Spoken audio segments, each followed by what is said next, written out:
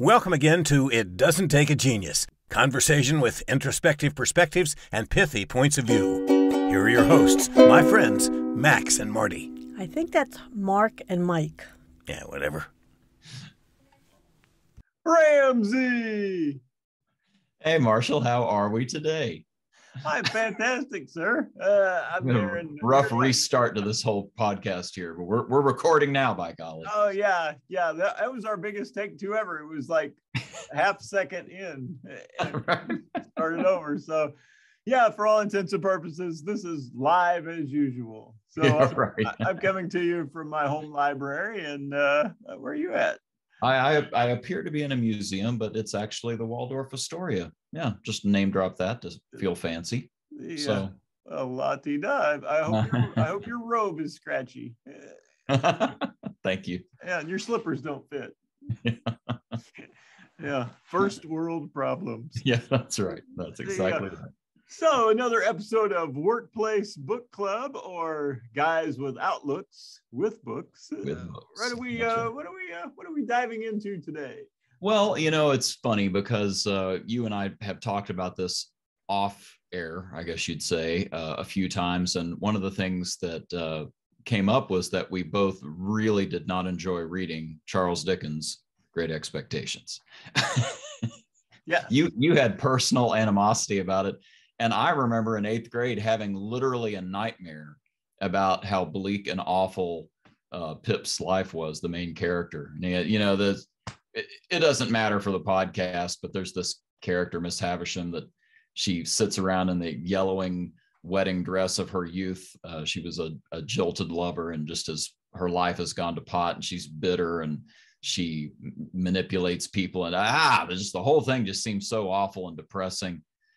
But you know what? I said, there's got to be something in there that we can wrestle with, because that's the whole point of the Workplace Book Club. So, Mike, I think I found it. I think I found our quote that we can wrestle with a little bit here today. Well, and I'm excited about it. And yeah, I read the book I think I was a freshman in high school. And I thought, oh, great.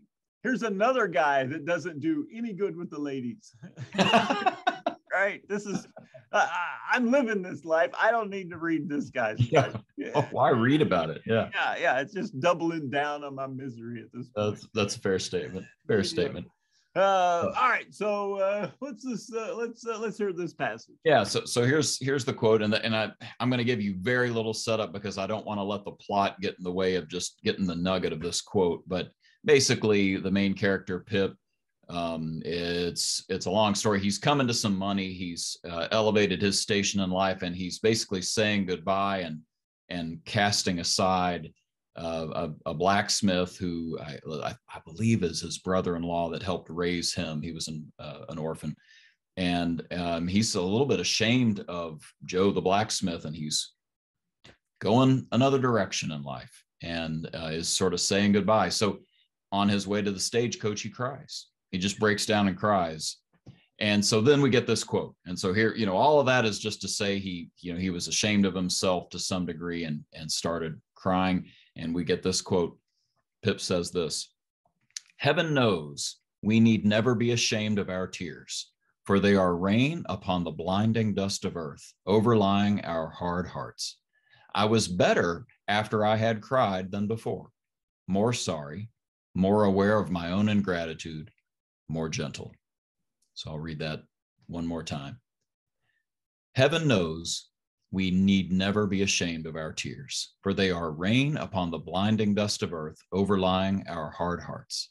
I was better after I had cried than before, more sorry, more aware of my own ingratitude, more gentle. Ta-da! Wow. All I'm thinking is, man, if I could memorize this and say it to people who were upset, they would think I was really cool. Or punch you in the face, one of the two. I'm not sure which. There is something I do say that I heard a long time ago, which, if somebody's crying, I don't even remember where I heard this, but somebody told me that, because people always say, I'm sorry, right? I'm sorry for crying. Sorry about that, Yeah. And then someplace, somebody told me that, you should never apologize for honest emotion. I love that. You know, and so that was the first thing I thought of when I saw this, only this is much more eloquent and gets to not only that message, but the why behind the message. Yeah. And I think that's a fair statement, because you really have this in two parts. I think, you know, the first part is don't be ashamed of your tears. You know, like let them come, you know, please express your emotion. Please express your negative emotion. That is a-okay. And you and I have talked about this, I think, a few times on the podcast, that, you know, sometimes that negative emotion might be buried, wrapped up inside some other things to sort of hide it away. Because, you know, I mean, let's be honest, you know, what do you think of people in the workplace who cry, who talk about their sadness? Right. Well, if there's, you know, a great reason for it, you know, they messed up my mocha latte. You know, nah. But yeah, if there's a disappointment, a significant life event or whatever, you know, whether it's personal or professional, yeah, there's nothing wrong with crying. Yeah. And that's what's so crazy, is that, you know, we wrap it all up because, you know, what do we typically think of people like that? You know, they're weak. That's what I always hear. If I ever bring this in front of a group and say, what do you think about people who express sadness at work? What's that mean? You know, they're weak. So, you know, we wrap that up. And, you know, you and I have talked about, we've had Pamela Cole as a guest on this very podcast. And we've talked about the idea of that sadness having anger on top of it, or maybe fear having anger on top of it. Mm-hmm. So anger is what's allowed to be expressed. It's what's publicly acceptable to express. But really at the core, there's some loss or some regret or some hurt that maybe comes out as anger because we're just not willing to express that loss, regret, hurt, sadness. Right. So it's okay. It's okay to do that. Oh yeah. Well, and to me, it shows that they care, right? There's passion. Yeah. For whatever it is, right? There's so many people. It's genuine. Yeah. They're not all that invested in anything. And right. So if somebody is wildly happy, if somebody is angry, if somebody is crying, it means they're really invested in whatever it is that's going on. Yeah. And that kind of passion, right? To me, that I like to see that. I want to see that. Yeah. That's okay. So, and you've pointed out, you know, sort of the benefit for the people around you, you know, the benefit on an external side. The quote really, though, dives into the why you would do this internally. You know, what do you get out of this? This idea that it's rain upon the blinding dust of earth overlying our hard hearts, that this rain is somehow softening our hearts and leaving us literally better than we were before. So I'm curious, I don't want to put you on the spot, but, you know, he says, I was better after I had cried than before. And he says it in three ways: more sorry, sorry that he had treated this fellow the way he did; more aware of my own ingratitude, and for him, it's ingratitude about this particular person; and then more gentle. So I don't know if those three particular ways that he felt like he was better than before strike you, but it seems like he grows through tears, through crying. So do you pick up anything in those three areas that resonate with you? Well, yeah, you know, the first thing I picture, of course, is that pivotal moment in the classic story, The Grinch. So, yeah, right. You know, where, his heart grows 3 sizes one day. Right. And so, and what's interesting about this is the contrast that he paints. So you've got this heart that's buried under hard dirt. Yeah. Right. Yeah. I'm not a psychologist, but right. I think if my heart is buried under hard, crusty dirt, it's probably not all that healthy. Right. Yeah. Bad thing. You're probably closed off to quite a few things that would benefit your life. That's just not going to get in. Yeah. So anything that comes along to, you know, and to me, the word, it's not in here, right? But to me, it's soften. right? So you've got this hard heart, and then Yeah. you put the tears on it, and then it softens everything around it. And Yeah. then all these other, things come out, right? The sorrow, the awareness, the gratitude all come out once the area around the heart has been softened. So I had not thought of it that way. Yeah, he's so sorry, as in sad, more aware of my own ingratitude, as in he has a new awareness about life, and then it leaves him more gentle. That softness, he's a new person. He's different. He's different in a better way.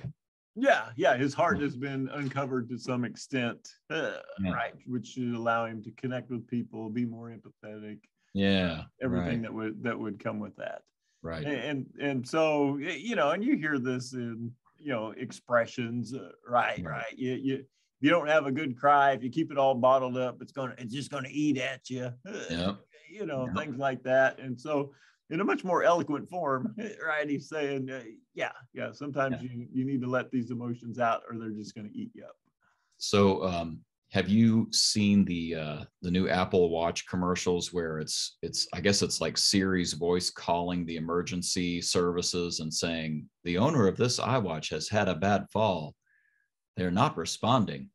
So my 11-year-old, she gets out of bed and says, I can't sleep.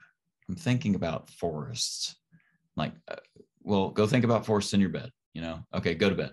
And then she comes out again, and honestly, it was like one of those moments where I finally was not the impatient dad. Like, I actually plugged in and said, oh, I need to be present right now, because she brought up the same issue, right? And so, just a little bit of gentle probing, and it turns out she's thinking about this commercial and thinking about death, and she's boohooing. She's just absolutely boohooing after just a few questions on my shoulder. And this is what's so cool about crying, right? Is she is a person who keeps it close to the vest. She is a pretty reserved personality. And, I didn't know that this was all going on inside of her. And, there it is. And she's boohooing, and I'm comforting her. And I said a few things, but I really didn't, we didn't get anywhere. It wasn't like, let's think through this commercial. What about it's realistic? What, your parents are here, everything's fine. There was no solution. I said nothing to put a balm on the wound. And then all of a sudden, she kissed me on the cheek. She kissed her mother on the cheek.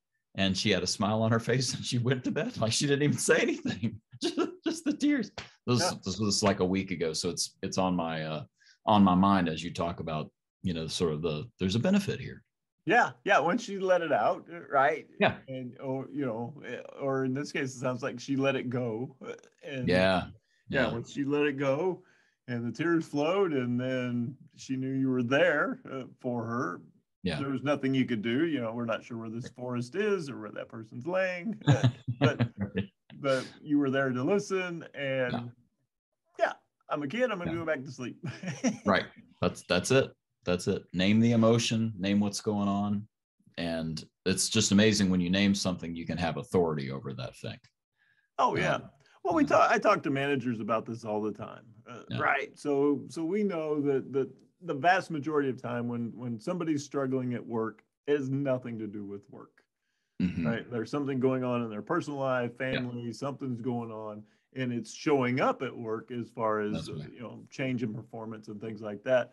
Yep. And so encouraging managers to sit down with people and say, hey, what's on your mind?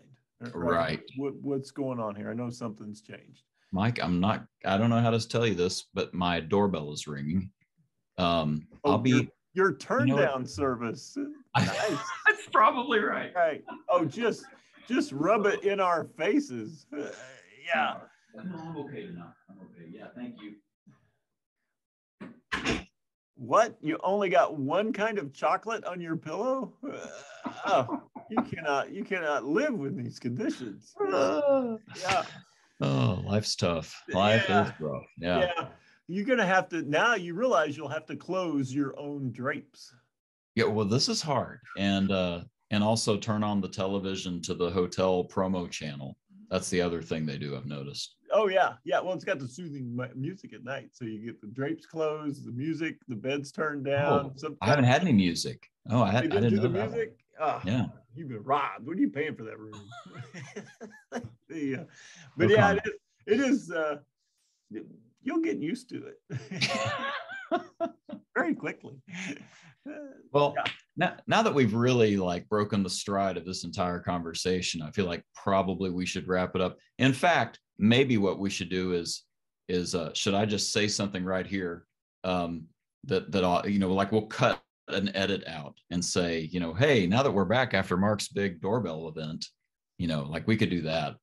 Anyway, point here is, I think we've gleaned some gold nuggets from this little quote, and I hope that managers hear it, and employees who are listening hear this and think about what's under their control, right? Because what's under your control is your own acknowledging of negative emotions, but also allowing the people around you to acknowledge the negative emotions, just like you said. You know, I had a manager one time that he's going through this coaching worksheet, something Mike Marshall invented, as a matter of fact.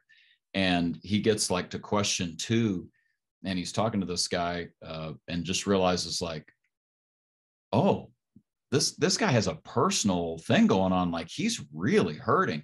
And to his credit, he pushed that worksheet off the table and said, talk to me, man, what's going on? And they got him some help, and, you know, the problem was solved. But it was like, oh my gosh, if he didn't push that worksheet off the table and start addressing and acknowledging and naming what was going on right there for that gentleman, no solution, no help. You know, it would have gone from bad to worse. Well, you think how wildly ineffective that conversation would have been.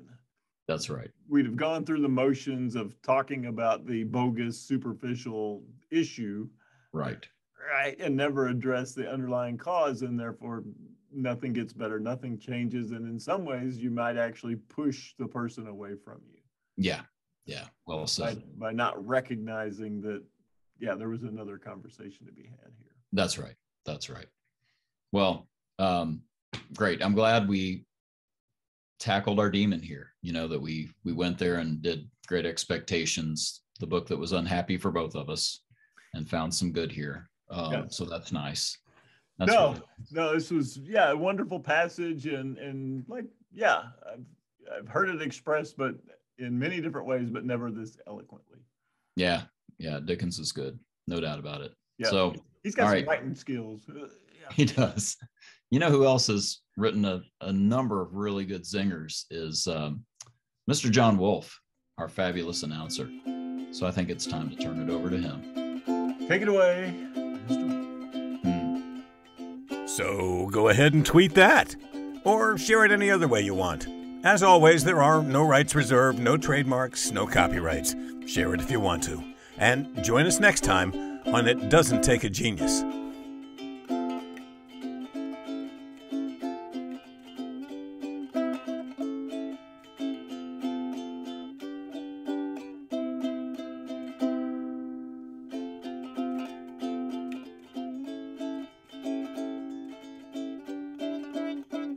That's good enough.